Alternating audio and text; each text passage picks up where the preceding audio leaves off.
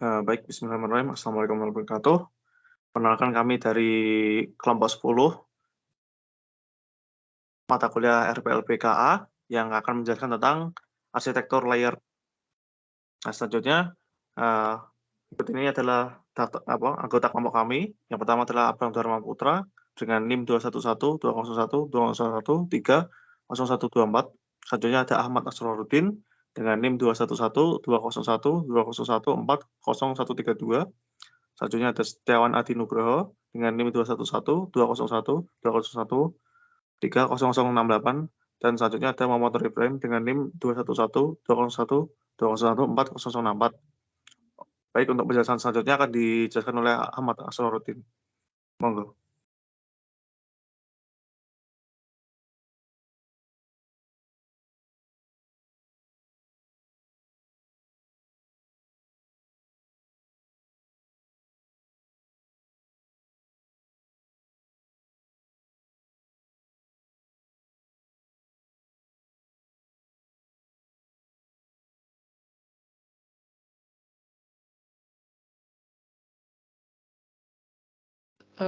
Halo, Sorry, iya. sorry. Oke, jadi di sini pengertian. Yang pertama pengertian dari layer arsitektur. Jadi layer arsitektur ini tuh bisa dibilang sebagai arsitektur yang paling umum digunakan dalam software development.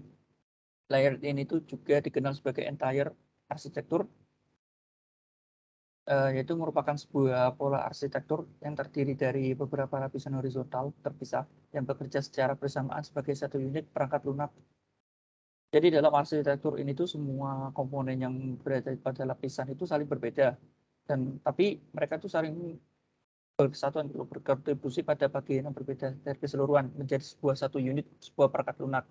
Seperti yang ditunjukkan pada gambar di bawah itu, layering biasanya dilakukan dengan mengemas fungsionalitas khusus aplikasi di lapisan atas, penyebaran fungsionalitas itu spesifik menjadi lapisan bawah, dan fungsionalitas yang membentang itu di seluruh domain aplikasi di lapisan tengah. Jumlah lapisan dan bagaimana lapisan-lapisan itu disusun ditentukan oleh kompleksitas masalah dan solusinya dari aplikasi yang dibuat. Kemudian ada karakteristik. Karakteristik utamanya adalah itu setiap layer hanya bisa terhubung dengan layer yang ada di bawahnya. Jadi contohnya, misal layer 1 itu terhubung dengan layer 2, layer 2 terhubung dengan layer 3. Nah, ketika layer 1 ingin terhubung dengan layer 3, itu hanya bisa melalui layer 2 saja, nggak bisa langsung terhubung dengan layer 3. Kemudian yang kedua adalah layer isolation, atau pengertiannya yaitu setiap perubahan pada satu layer tidak berpengaruh dengan layer lainnya. Jadi ketika ada satu perubahan pada layer tertentu, itu tidak akan memengaruhi layer yang lainnya. Selanjutnya bisa dijelaskan oleh teman saya.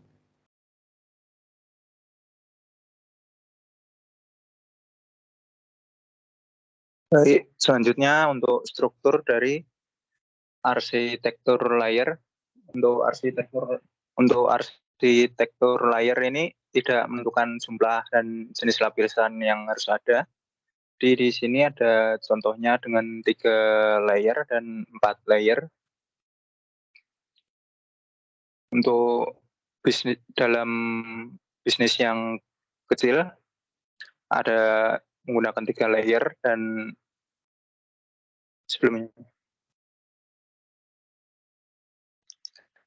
yaitu ada presentation layer, business layer, dan data layer. Dan misal untuk bisnis yang lebih besar itu di business layer itu bisa dipecah lagi menjadi business layer dan persistence layer. Next.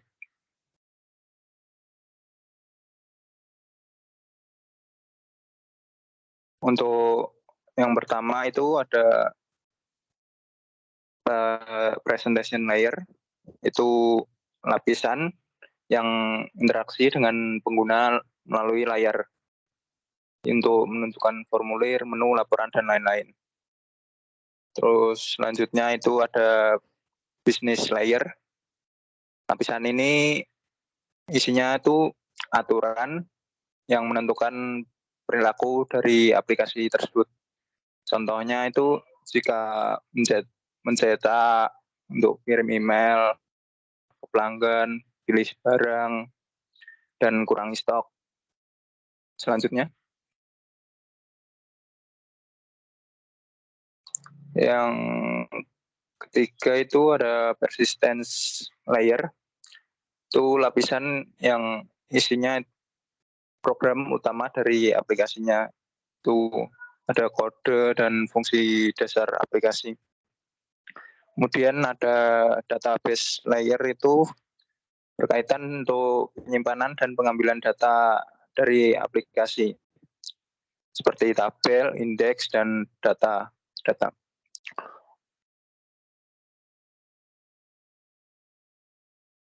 Untuk selanjutnya akan dijelaskan oleh teman saya. Lalu ada dengan menggunakan arsitektur style layer ini memiliki beberapa poin kelebihan. Yang pertama adalah mampu meningkatkan level abstraksi. Kemudian juga maintenance-nya itu mudah karena setiap lapisan itu tuh sudah memiliki peran yang terdefinisi, sehingga mempermudah jika terjadi satu hal yang tidak semestinya. Kemudian yang ketiga itu dapat digunakan ulang atau reusable. Yang keempat, portabilitas atau mengganti lapisan yang bekerja dalam penggunaan yang berbeda. Untuk berikutnya, kekurangan dari metode gaya arsitektur layer ini adalah yang pertama itu tidak berlaku secara universal karena beberapa komponen mungkin menyebar di berbagai lapisan. Yang kedua itu masalah dari segi performa atau kinerja. Yang ketiga itu diharuskan untuk user menentukan tingkat abstraksi yang benar. Dengan begitu tiap lapisan itu mampu berjalan dengan baik. Kemudian yang keempat itu dalam praktiknya terkadang penghubung lapisan itu mungkin diperlukan. Nah, lapisan mungkin perlu berkomunikasi langsung dengan yang bukan tetangga atau non-neighbor. Selanjutnya.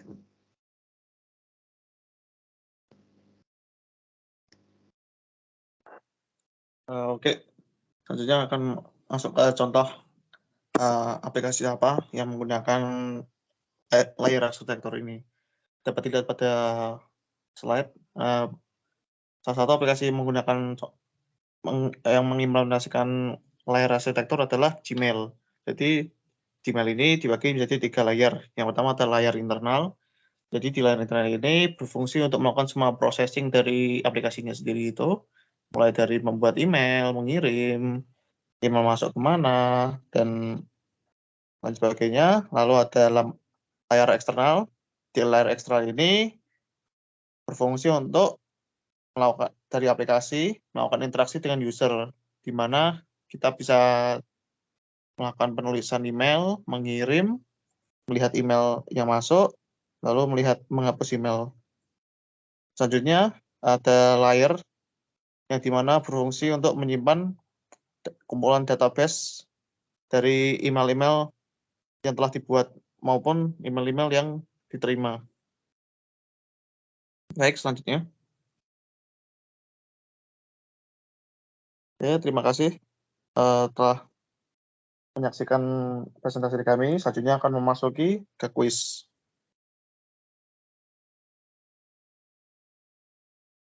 Baik, masuk kuis. Monggo jika ada yang mau menjawab. Yang pertama adalah ketika ada belum ya. Baik, ketika ada perubahan pada suatu layer lain akan terpengaruh. Apakah ini benar atau salah? True or false? Oke. Untuk jawaban true salah ya. Jadi untuk soal ini jawabannya adalah false. Jadi dari karakteristik bisa dilihat tadi kan ketika ada perubahan pada satu layer tidak mempengaruhi tadi di presentasi tadi kan udah ada. Oke, next. Ya, mantap. Lalu soal selanjutnya ada kapan waktu terbaik untuk menggunakan layer arsitektur? Jawaban merah atau developing layer application atau membuat aplikasi yang kecil. Nah, jawabannya adalah yang developing simple application. Selanjutnya, dari karakteristik layer arsitektur, bagaimanakah cara layer 1 terhubung ke layer 3? Nah, ini jawabannya ada 3 ini. Langsung terhubung ke layer 3, atau melalui layer 2, atau tidak bisa terhubung. Oke, untuk jawabannya sendiri adalah melalui layer 2. Jadi, berurut ya. Selanjutnya, bisnis layer berisi apa? Yang merah adalah aturan berlaku seluruh aplikasi, atau layer berisi profil aplikasi.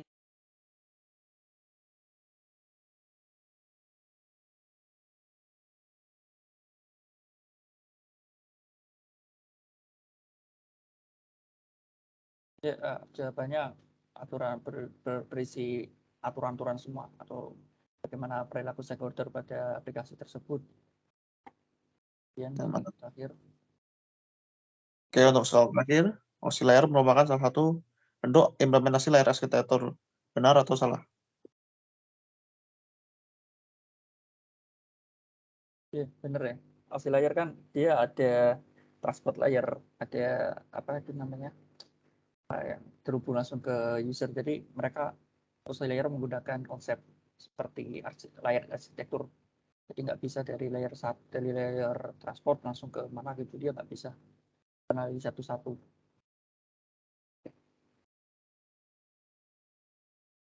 Mungkin begitu aja. Tutup. Oke, terima kasih untuk presentasinya Mas Ari. Oke, terima kasih setelah menonton presentasi dari kami. Semoga bermanfaat. Wassalamualaikum warahmatullahi wabarakatuh.